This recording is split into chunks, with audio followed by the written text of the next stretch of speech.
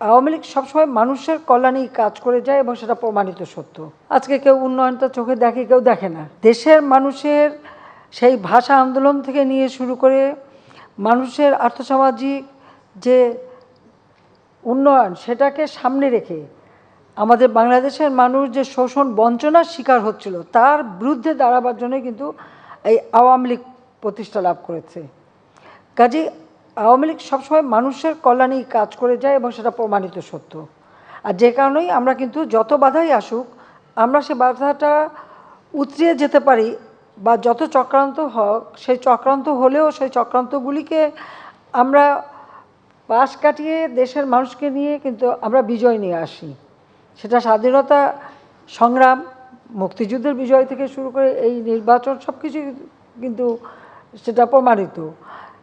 কাজে এখানে জনগণের ইচ্ছার প্রতিফলনটাই ঘটেছে। এখন যারা গণতন্ত্র নাই, ভোটের অধিকার নাই বলে, তারাই তো ভোটের অধিকার মানুষের কেড়ে নিয়েছিল, এটাই তো তারা ভুলে যায়। আর অনেকেই নানা ধরনের কথা বলে।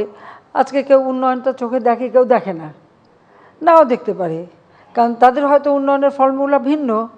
আর আমার উন্নয়নটা হচ্ছে আমার গ্রামের মানুষ, গরিব মানুষ, তারা দুবেলা পেট ভরে খাবে, তাদের একটু বাসস্থান হবে, চিকিৎসা পাবে, শিক্ষা পাবে, তাদের জীবনমান উন্নত হবে। কারণ আপনারা সাংবাদিক, আপনারাই বলেন, বেশি দিন না, 15 বছর আগে দেশের অবস্থাটা কী ছিল, এখন কি কোনো পরিবর্তনই হয়নি? তখন এখন কেউ যদি না দেখে, সেটা তো আমাদের কিছু করার নেই। আর আন্তর্জাতিক ব্যাপারে আমাদের তো কিছু লোক আছে সারাক্ষণ বাংলাদেশের বিরুদ্ধে, মানে সকলে কান ভারী করা।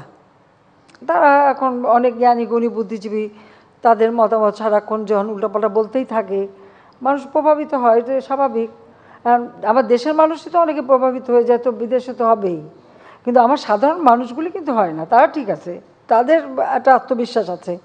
কাজেই নির্বাচন আমরা জনগণের ভোটের অধিকার নিশ্চিত করেই নির্বাচন করেছি। এবং বাংলাদেশের যদি আপনি পুরো নির্বাচনের ইতিহাসটা দেখেন, সেই 75 সালের পর থেকে যতগুলি নির্বাচন, 77 সালের হ্যাঁ না ভোট থেকে নিয়ে যতগুলি নির্বাচন, প্রত্যেকটা নির্বাচনের যদি কেউ একটু ভালো করে তুলনা করে, তাহলে দেখবে যে এই 2024 সালের 7 জানুয়ারি নির্বাচন প্রত্যেক নির্বাচনের তুলনায় সবথেকে বেশি অবাধ, নিরপেক্ষ, সুষ্ঠু এবং জনগণের ভোটের অধিকার নিশ্চিত করা নির্বাচনই হয়েছে, যেটা আমাদের লক্ষ্য ছিল। দীর্ঘ সংগ্রাম করেছি এই দেশে গণতন্ত্র প্রতিষ্ঠার জন্য, আমরা ভোটের অধিকার প্রতিষ্ঠার জন্য আমরাই করেছি আন্দোলন সংগ্রাম, সেটা ভুলে গেলে তো চলবে না। কাজে হ্যাঁ, আর ফিলিস্তিনের বিষয়ে তো আমি আগেই বললাম যে আমরা সবসময় ফিলিস্তিনিদের পক্ষে আছি, এবং আমি যেখানেই যাই সেখানে আমি আমার কথা আমি বলবই, কারণ যেভাবে গণহত্যা চলছে এটা অমানবিক।